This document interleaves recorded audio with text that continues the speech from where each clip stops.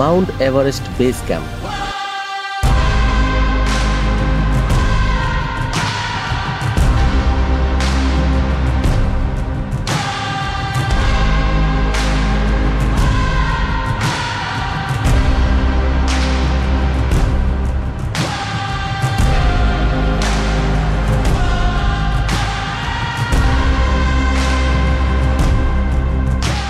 ভূপৃষ্ঠ থেকে ৫,৩৬৪ মিটার অথবা ১৭,৬০০ ফিট উচ্চতায় অবস্থিত পৃথিবীর দুর্গমতম স্থানগুলোর মধ্যে একটি, যেখানে হাতের নাগালে পাওয়া যায় পৃথিবীর সর্বোচ্চ কিছু পর্বতরাশি।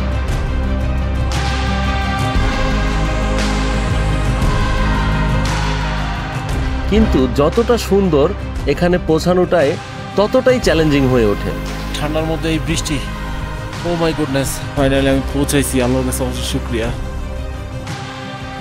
এই পর্বে আপনাদের সামনে তুলে ধরেছি কিভাবে আমি বেস ক্যাম্পের ট্রেইল পর্যন্ত পৌঁছেছি। তাই তাড়াতাড়ি পপকর্ন নিয়ে বসে পড়ুন, শুরু করছি হিমালয়ের পাদদেশে হিমুর পৌঁছানোর গল্প। আমার এই অভিযানে যাত্রা শুরু হচ্ছে ঢাকা শহরের কোলাহলের ভিতর দিয়ে। তবে এই পর্বের শেষ পর্যন্ত আমি চলে যাব হিমালয়ের একদম নিশ্চুপ ট্রেইলে। এয়ারপোর্টে পৌঁছে টিপিক্যাল বিরক্তিকর ভিড় ঠেলে চেক ইন করে ইমিগ্রেশনের কাজ শেষ করে ফ্লাইট বোর্ড করে ফেললাম।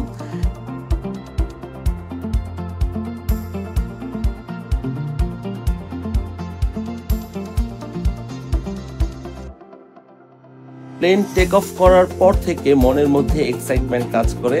তারপর যখন জানালা থেকে মেঘ ভেদ করে এভারেস্টের সামিট দেখতে পাই, তখন এক্সাইটমেন্ট আরো দ্বিগুণ হয়ে যায়। যাচ্ছি আমি এই এভারেস্টের পাদদেশে। ১.৫ ঘন্টা আকাশে থাকার পর অবশেষে আমি কাঠমান্ডু, নেপালে পৌঁছে যাই।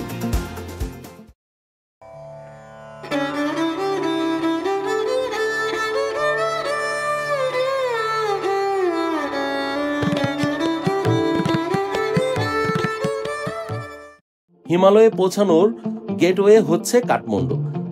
এবার আপনাদের সাথে শেয়ার করি কিভাবে এভারেস্ট বেস ক্যাম্পের ট্রেইল পর্যন্ত পৌঁছাবেন। মূলত পৌঁছানোর ওয়ে আছে দুইটি। বাই এয়ারে কাঠমান্ডু থেকে লোকলা যাওয়া যায় এবং সেখান থেকে ট্রেক শুরু হয়। খরচ সেক্ষেত্রে প্রায় ৫০ থেকে ৫৫,০০০ টাকার মতো রাউন্ড ট্রিপে। সেকেন্ড অপশন হচ্ছে বাই রোডে যাওয়া। খরচ এক্ষেত্রে সব মিলে ১২ থেকে ১৫,০০০ টাকার মতো হতে পারে। আমি সবসময় চেষ্টা করি যেখানেই ঘুরি না কেন বাজেটটা যেন স্টুডেন্ট ফ্রেন্ডলি হয়, যেন সবার ট্যুর করার স্বপ্নটা বাস্তব হয়। আমি এখন পর্যন্ত বাই রোডে যাচ্ছি। বাই রোডে যাওয়ার জন্য প্রথমে কাঠমান্ডু থেকে শেয়ার জিপে সাল্লেরি, তারপর সাল্লেরি থেকে বুকসাডান্ডা, থামডান্ডা হয়ে ফুইয়া হয়ে সুরকে পর্যন্ত যেতে হয়। এতে সময় লাগে ২ থেকে ৩ দিন। এই পর্বের শেষ পর্যন্ত থাকলে আশা করি এটা নিয়ে সব গাইডলাইন আপনি পেয়ে যাবেন। আমি আমার সর্বোচ্চটুকু আপনাদেরকে দেখানোর চেষ্টা করছি। আপনারা আমার সাথে থাকুন, তাহলে শুরু করা যাক। রেডি, স্টেডি, গো। সো ফাইনালি আমি হচ্ছে সাল্লেরির জিপ পেয়ে গেলাম। ধর্মঘট চলতেছিল এখানে বাস মালিক সমিতিদের সাথে গভর্নমেন্টের। স্ট্রাইকের কারণে আজকে ৩ দিন যাবৎ কোনো গাড়ি চলতেছে না। কাঠমান্ডু থেকে আমি সাল্লেরি যাওয়ার কোনো অবস্থায় পাচ্ছি না। তো বেসিক্যালি আমি হচ্ছে ফ্লাইট নিয়ে চলে যেতে পারতাম, কিন্তু আমি মূলত দেখাইতে চাই যে কিভাবে কত সহজে, হ্যাঁ, কম খরচে আমার দেশের যে স্টুডেন্ট ভাই বোনরা আছেন যারা লো বাজেটে ঘুরতে চান, মূলত কিভাবে কম খরচে ঘোরা যায়। আমি ওইটার জন্যই মূলত এই রাতে, এখন রাতের প্রায় ৩টার উপরে আছে, ৩:৩০টার কাছাকাছি, আমি এ রাতে কীভাবে একা একা আমি সাল্লেরির উদ্দেশ্যে, সাল্লেরিতে যাওয়ার জন্য আমি এখন একটা মালবাহী গাড়ি প্লাস হচ্ছে এটা একটা জিপ, কিন্তু এটা 4 সিটার একটা জিপ, কিন্তু পেছনে হচ্ছে আপনার সাল্লেরিতে যেসব খাবার দাবারগুলো যায় ওই সব খাবার দাবারের যে গাড়ি যাওয়ার যে ট্রান্সপোর্টেশন বা প্রোডাক্টের যে ট্রান্সপোর্টেশন, সেখানে মূলত আমি রওনা দিচ্ছি আর কি। হ্যাঁ, গুড মর্নিং। ফাইনালি কিছুটা পথ এসে আমরা এই যে এখানে ব্রেকফাস্টের জন্য বসলাম। ভালো একটা ঘুম দিছি, চোখটা অনেক বেশি ঘুমের ভাইব ছিল, আজকে অনেক সময় লাগবে, আজকে যেতে যেতে অনেক সময় লাগবে। ঠিক আছে, তাহলে ব্রেকফাস্ট করি, বাকি কথা আবার পথে কথা হবে। ব্রেকফাস্ট চলে এসছে আজকে, এই যে ব্রেকফাস্ট, ডিম পোস্ট, সাথে হচ্ছে আলু অ্যান্ড রুটি, সাথে হচ্ছে এই যে এটা একটা আলু ডাল, চনা ডাল। আমার সাথে আমার একজন বন্ধুও আছে। হ্যালো, খায়গা নে, আমার পাশে এসে বসছে। আর ও, আমি দেখাইতে চাই ও আসলে কীভাবে বসে। হ্যাঁ, খাবারের পরে এই যে দেখেন কীভাবে বসে থাকে। ব্রেকফাস্টের জন্য কিছুক্ষণ ব্রেক নিয়ে আবার আমাদের রোড জার্নি শুরু হয়। কাঠমান্ডু থেকে একদম অন্ধকার রাতে 4 ঘন্টা জার্নি করে 7টায় সকালের এই ব্রেকটা খুব দরকার ছিল। যাই হোক, রাতের ক্লান্তি নিয়ে চলা শুরু করলাম আবার। গন্তব্য আজকে সালেরিতে।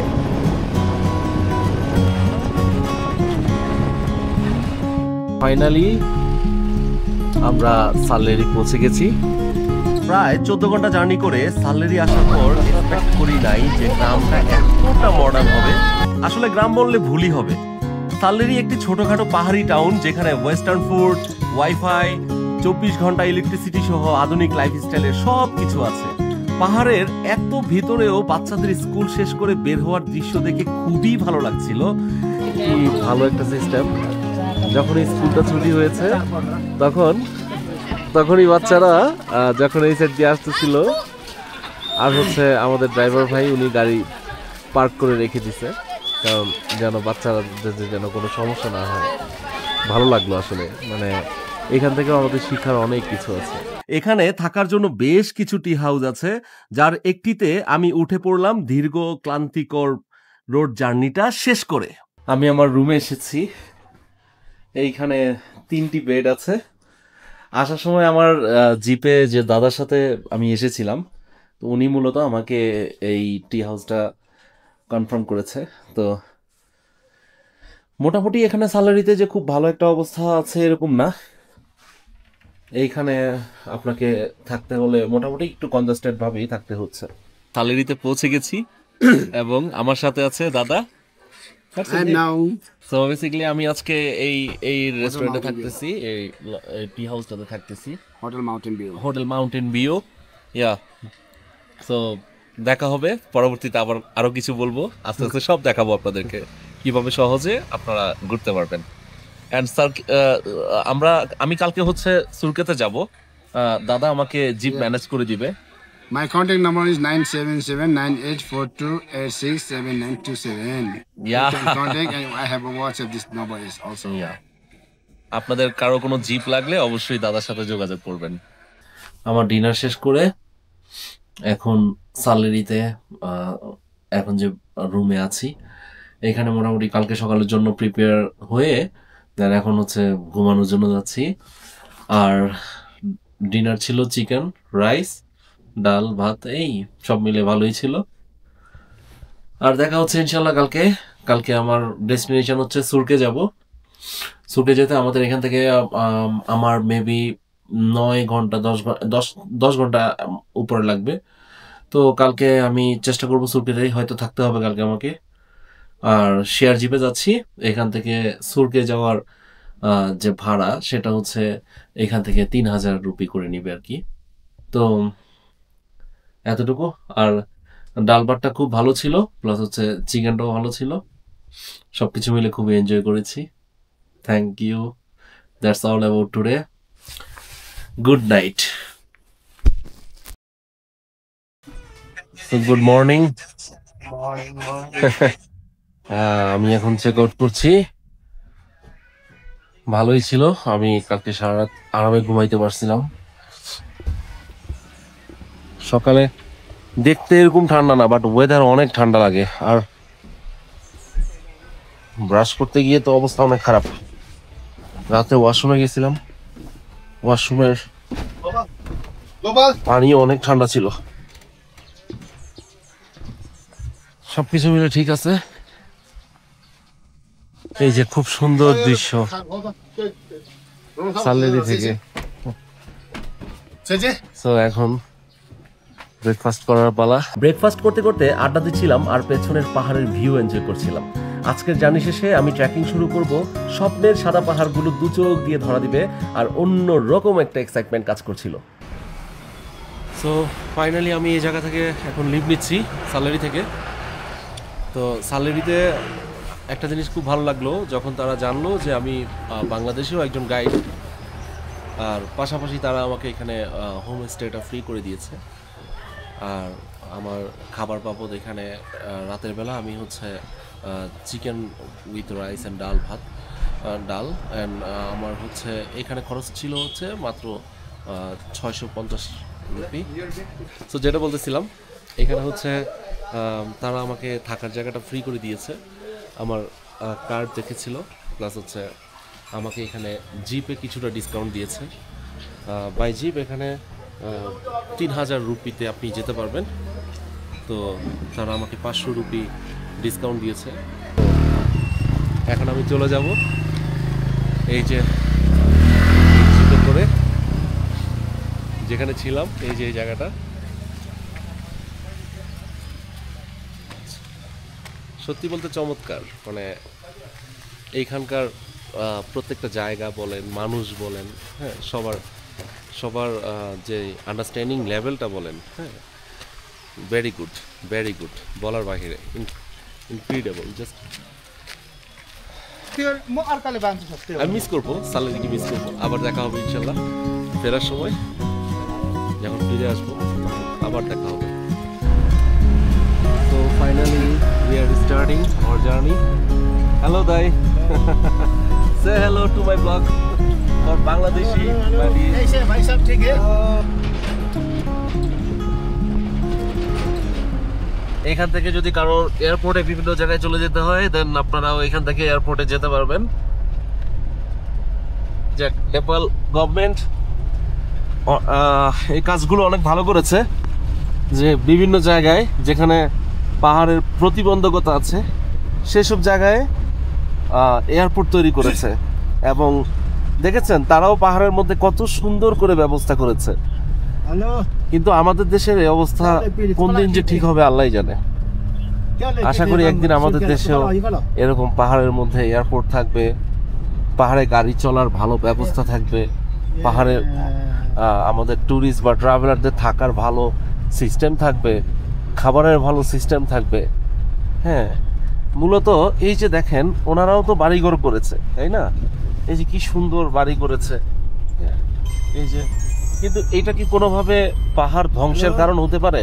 না, এটা কখনোই পাহাড় ধ্বংসের কারণ হতে পারে না। কারণ পাহাড়ে বাড়িঘর থাকবে, পাহাড়ে আদিবাসী মানুষজন থাকবে, এটাই স্বাভাবিক। হ্যাঁ, কিন্তু আপনি এই পাহাড়ে যদি সুন্দর অ্যাকোমোডেশন না করেন, সেক্ষেত্রে ওইসব মানুষগুলোর জীবনযাত্রার মান কিভাবে উন্নতি হবে? তাহলে এই জায়গায় আমি মনে করি যে না, পাহাড়ে অনেক সুন্দর সিস্টেমে পার্টিকুলারলি অনেক কিছুই করা যায়, যেটা পাহাড় ধ্বংসের কারণ না হয়ে বরঞ্চ পাহাড় রক্ষার কারণ।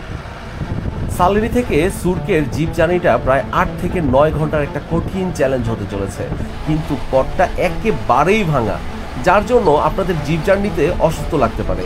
শুরুর কয়েকটা ঘন্টা খুব ভালো লাগলেও শেষের রাস্তাগুলোর বৃষ্টির কারণে একেবারেই নষ্ট হয়ে গিয়েছিল। আর কিছু রাস্তা এতটা সরু ছিল যে একটা গাড়ি কোনো রকম যেতে পারে। চলুন যাওয়া যাক, আমার সাথে আর কিছুক্ষণ এই ভয়ঙ্কর সুন্দর রাস্তাটা উপভোগ করে আসুন।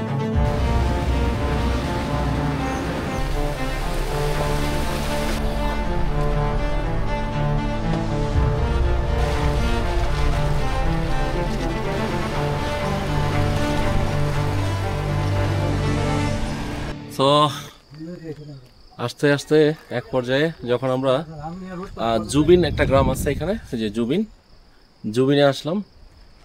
তো আস্তে আস্তে মোটামুটি আমাদের গাড়ি খারাপ হয়ে গেছে।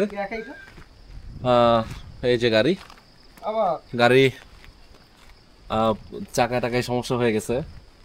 এখন আমরা গাড়ির মিস্ত্রির কাছে চলে আসছি গাড়ি নিয়ে। এই যে উনি ডকে নামতেছে। দেখতে দেখতে আজকে আমাদের এইভাবেই দিন যাবে।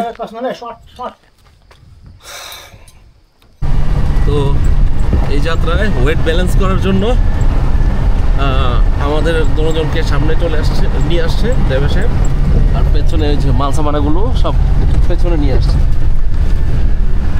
ওয়েট ব্যালেন্স না হলে সামনের রাস্তা আরও বেশি ভয়ঙ্কর, এই জন্য আমাদেরকে অ্যাডজাস্ট করিয়ে দিয়েছে। তো দেখি কি হয় সামনে।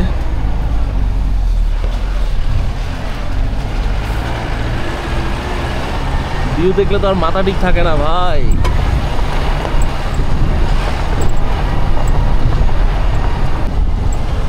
ওরে বন্ধু যখন বউ লইয়া আমার বাড়ির সামনে দিয়া, বন্ধু যখন বউ লইয়া আমার বাড়ির সামনে দিয়া, রঙ্গ কইরা হাইটা যায় ফাইটা যায়, ও বুকটা ফাইটা যায়। आपको याद है मालूम है क्या फाइटा जाए क्या है? दिल तोड़ गया। अच्छा है।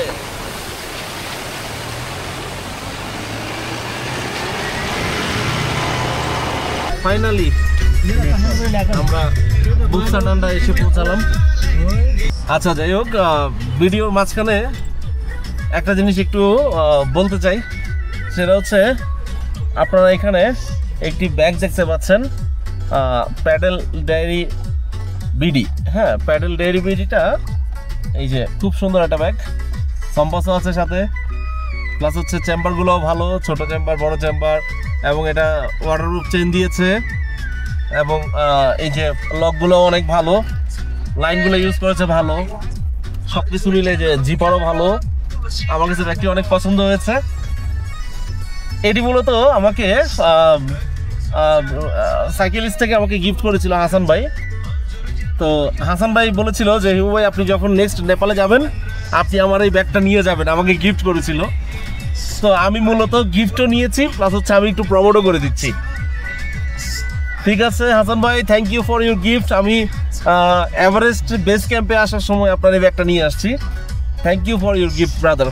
এক পর্যায়ে বুকসাডাঙ্গা আসতে আসতে আমাদের গাড়ি না আসলে, এই যে উনি আমাদের ড্রাইভার ভাই, গাড়ি ওইখানে সিরিয়ালে সব দাঁড়ায় আছে। ওইখানে একটু অ্যাক্সিডেন্ট হয়েছে। অ্যাক্সিডেন্ট বলতে কি, ওই মাটি ট্রাকগুলো একদম মাটির মধ্যে লাগাই দিছে, তো যে কারণে রাস্তা বন্ধ। ওইখানে মোটামুটি প্রায় 20-25টা গাড়ির মতো ওয়েট করতেছে। এখন আমরা পাশেই হচ্ছে একটা খাবারের দোকান পাইলাম। আমরা এখন এই যে আলু দিয়ে, খুব মজা, আলু প্লাস হচ্ছে এই যে আপনারা এখন দেখতেছেন একদল ব্লগার হিমু পাগল।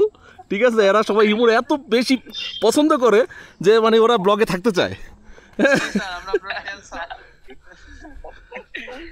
ঠিক আছে, ওদেরকে নিয়ে যাবো এভারেস্টের পথে পথে। তো আমরা হচ্ছে মূলত বুকসাডান্ডার উপরে এখানে হচ্ছে একটি মাটির ট্রাক বেজে গেছে মাটির সাথেই।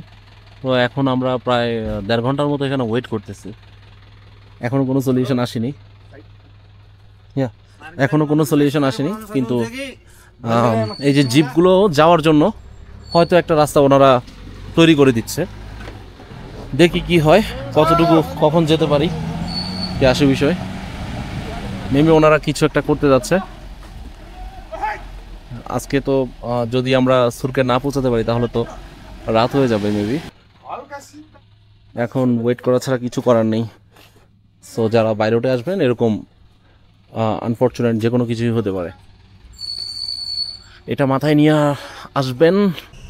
তো ফাইনালি এখানে আমরা যখন আটকে গেছি তখন সব গাড়ি তো উঠতে পারতেছে না, ওদের পেছনে এই লাগাইতেছে ওই লাগাইতেছে। আমাদের পাইলটের উপর আমাদের ফুল ট্রাস্ট ছিল। পাইলট থ্যাংক ইউ, জিন্দাবাদ। বাহাদুর নেপালি, ইয়েস। উনি এক চান্সে এখান থেকে উঠে গাড়ি নিয়ে চলে আসছে। বাহ, কি লাগে আর। এখন সব ড্রাইভার যারা আছে বাকিরা ওনারা থ্যাংক ইউ জানাইতেছে, কনগ্রাচুলেশন জানাইতেছে। এটা দেখতে পারে এটা কার পাইলট, এটা রেডি সেডি গো পাইলট।